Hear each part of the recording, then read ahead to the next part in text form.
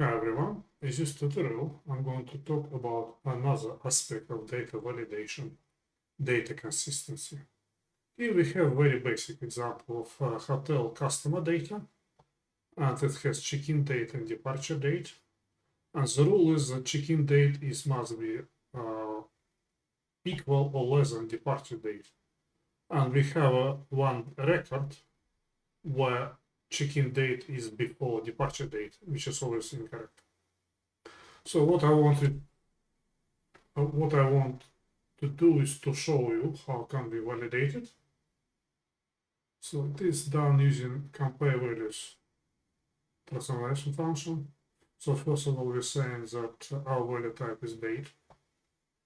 Because of that, we need to reformat the date in proper DBC format, otherwise we won't be able to compare it.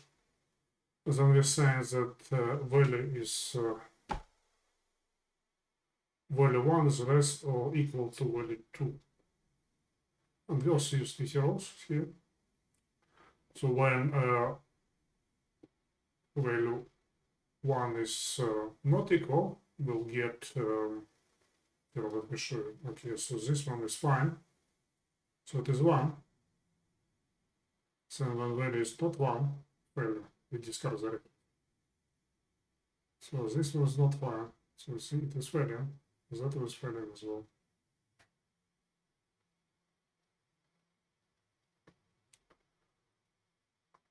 So as you can see, this is rather very basic and short video. I hope you found it useful. And again, if you have any questions or suggestions, please go to our support forum and we will do our best to help you. Thank you for watching. Please like and subscribe. Bye.